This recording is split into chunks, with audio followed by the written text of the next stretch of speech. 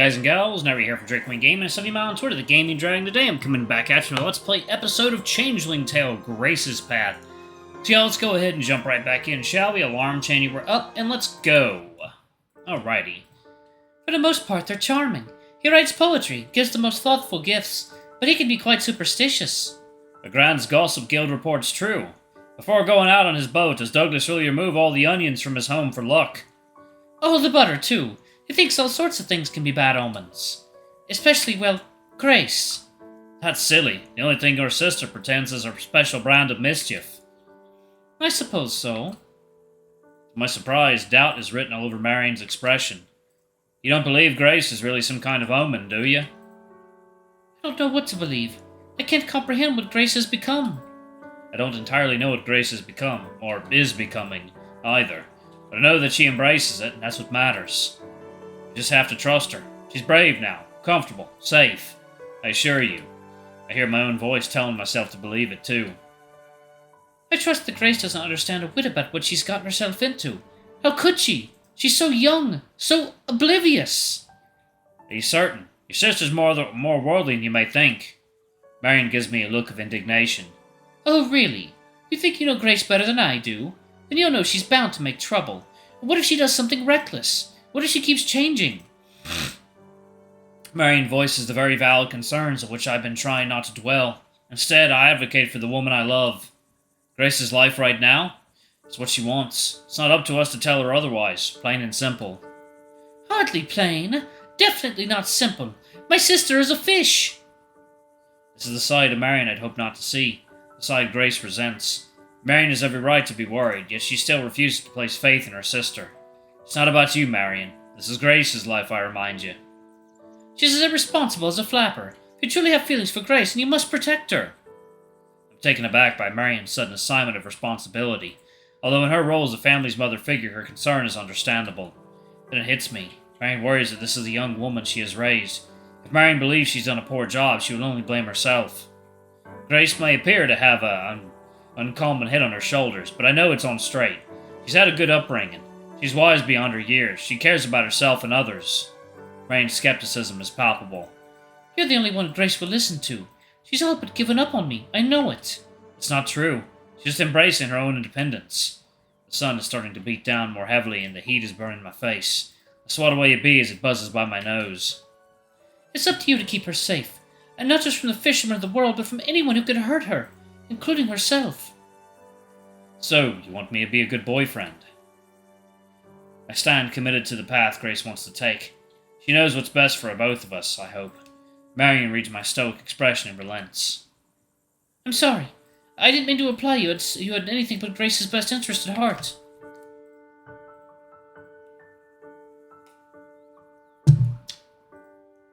Good coffee, y'all. It's alright. This is uncharted waters for all of us. Isn't it just? She waves a hand, throwing a few more curious bees off course. These bees just won't relent. I believe there's a hive developing in the chimney. They're just everywhere. Do you need help removing them? Marion straightens her posture and puts on a warm smile. Just like that, she's back to her usual kind-hearted self. Douglas has offered to come by later today to assist, but thank you, Malcolm. Her face softens.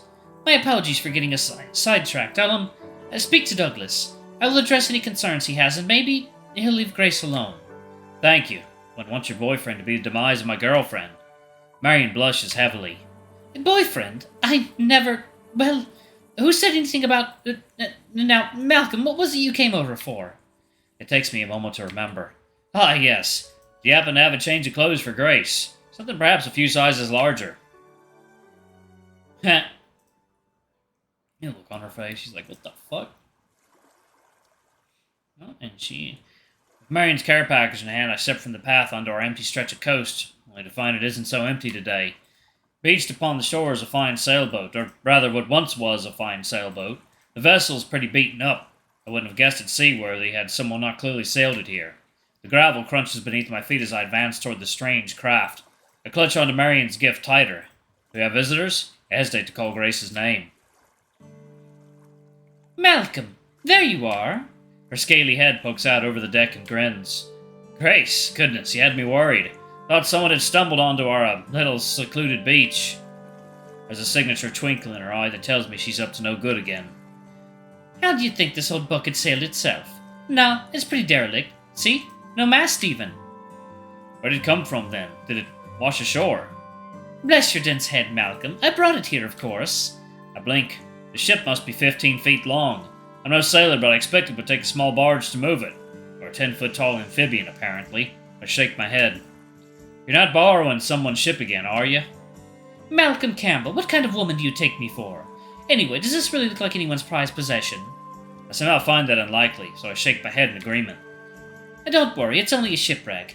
This yacht's been rotting away on the opposite shore for years.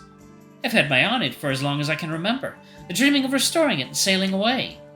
She pats the wreck and chuckles. Funny, eh? Now that I'm strong enough to move it, what do I need to have a sailboat for?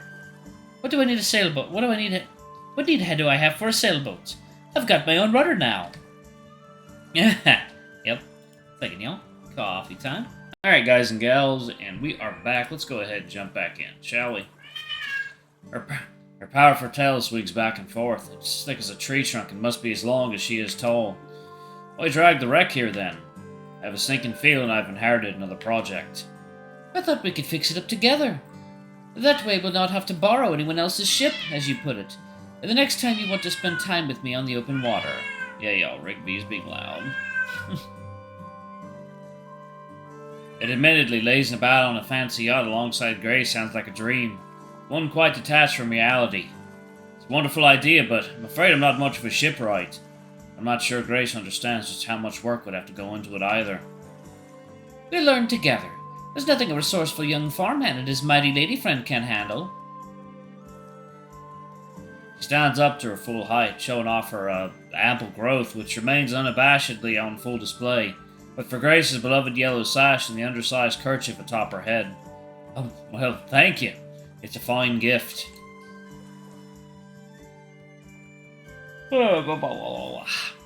Somehow Grace's carefree attitude towards clothes still flusters me, especially now that she is so big. Eyes averted, I thrust out Marion's carefully wrapped parcel. Ah, here. I come bearing gifts as well. A care package, courtesy of your sister. For me? Oh god, so much fish. And crackers. Grace takes the package and opens it greedily. Sardines and olive oil. Yes, excellent.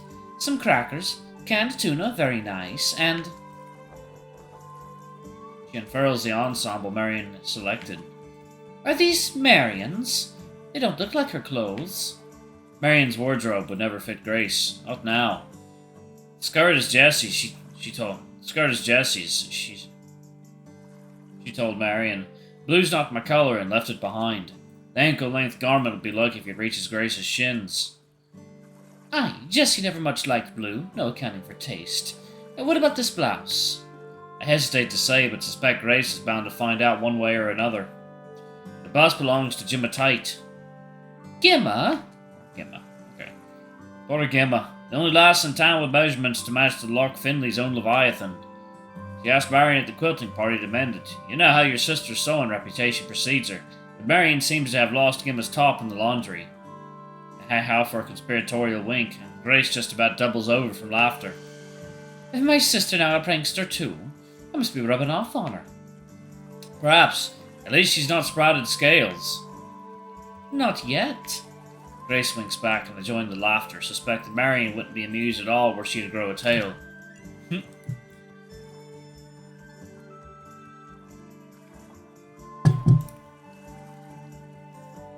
Grace winks back. Okay.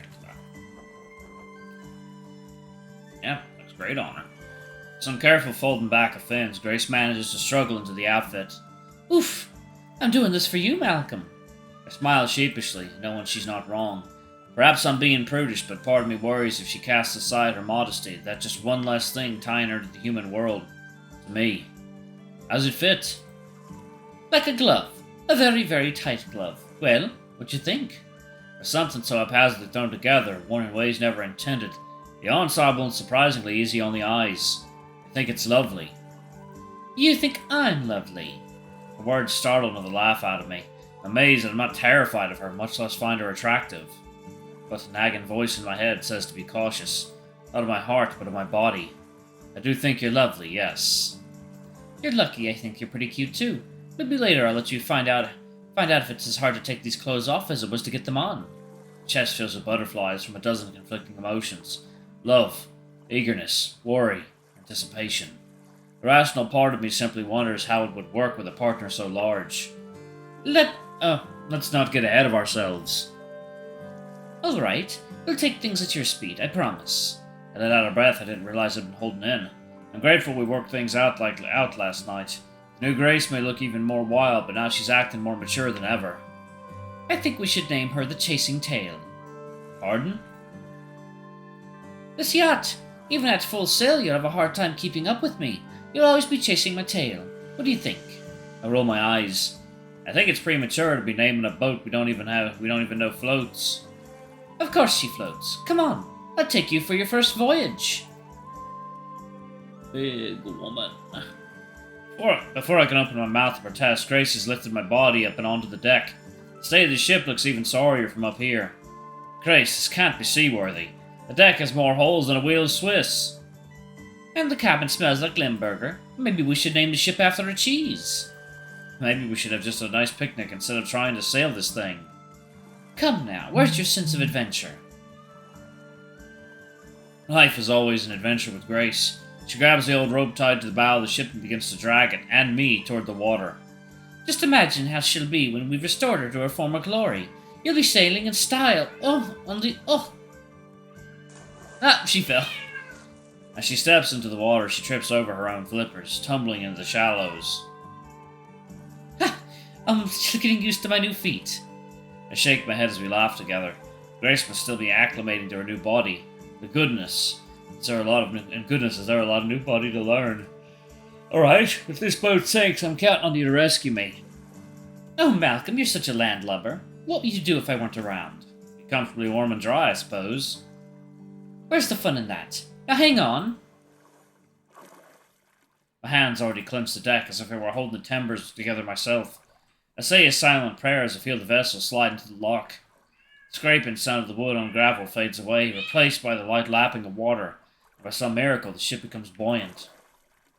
See? I never doubted you. Grace smiles knowingly, then turns and quietly begins swimming toward the center of the loch, her ship and its single sailor in tow. I half expect the waterline to creep up over the hull during our voyage, but to my relief the ship seems sturdy. My grip loosens and I lean back and find myself beginning to enjoy the cruise. It's been years since I sailed last, with my grandfather. Happy memories flood in.